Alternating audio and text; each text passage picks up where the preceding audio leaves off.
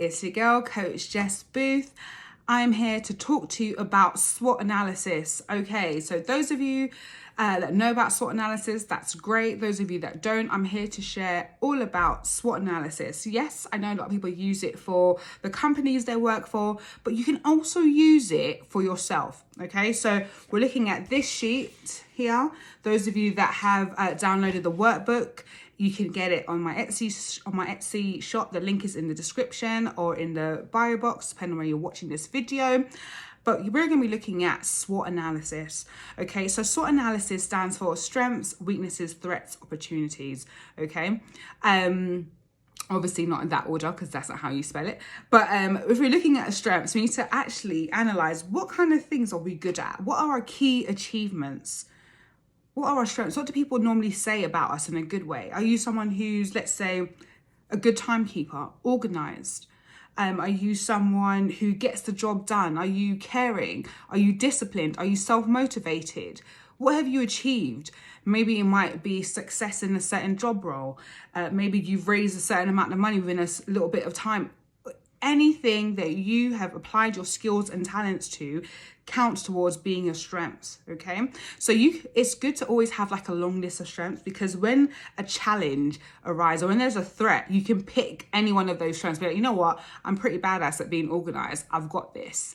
You know, I'm really good at being self-motivated, I've got this. So it's really good to have a really clear idea of who you are and the strengths that you possess. Okay, then we have the weaknesses.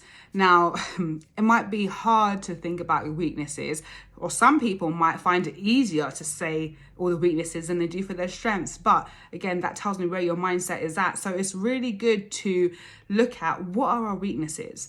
Why do we need to know our weaknesses? Okay, I can tell you why. If you know what your weakness is, you'll be able to put steps in place to improve that. So maybe it's an area within your job role that you're lacking. Maybe you need to have certain knowledge on a certain software or a certain process, but you don't have that.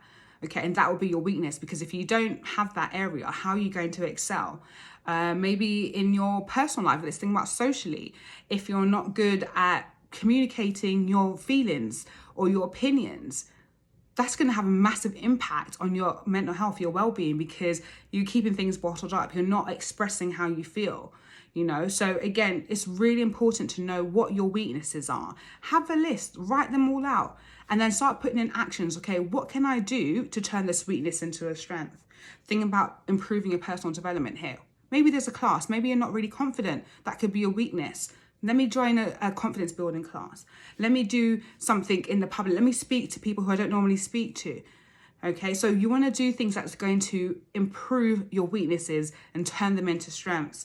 So there might be an opportunity that arises, but because you have a weakness in that area, so let's say public speaking or leading on a meeting, that might be a weakness for you. But if you lead on this meeting, you're able to voice your creative ideas, your experience, or, you know, whatever that positive thing may be. There's a win out of that. So again, if you step outside of your comfort zone and you actually tackle that weakness and try for that opportunity, you're bound to identify a strength. You're bound to learn something new. So I do encourage you guys to identify what your strengths are, what are your weaknesses, and then have a look at maybe in your career, your personal life, how can your weaknesses maybe be a roadblock or a barrier to any opportunities that might be coming up? Or maybe there's some changes within the environment that's happening that you're not prepared for. Again, how can you use your strengths to maximize on any opportunities? Or how can you turn your weaknesses into strengths? Okay, it's important to do this assessment, because it really gives you a different perspective, or helps you to learn a lot more about yourself. Think about the appraisals that you've had. What are the key things that's come up? If it's hard to think about what are the positive things, think about what the people have said about you. Any team leaders, we've always had to get feedback from our team, from the people that engage with our services. So look back at that. Think about things that you put your hands on, your own talents, your own skills, so you can actually assess your strengths, weaknesses, to the best of your ability. Okay, so that is how we're going to complete the SWOT analysis. If you have any questions, please let me know. Again, it's this worksheet. You don't have to print it. You can just read it for your own reference. If you have scrap paper laying around, by all means, do it on there, but keep your things together. I like it to be organized. You don't have to have a binder. You can use a plastic wallet. It's totally up to you. But go and do your SWOT analysis. Tell me what you learned about yourself. And then can you use your strengths to maximize on anything? Maybe you want to excel in your career. Maybe there's a job that you want to apply for. Guys, use your SWOT analysis to help you learn more about yourselves, okay? So this is your girl, Coach Jess Booth, and I'm here. If you need any help, send me some messages in the comment box, and I'll definitely get back to you guys as soon as I can. Thank you for listening. Bye.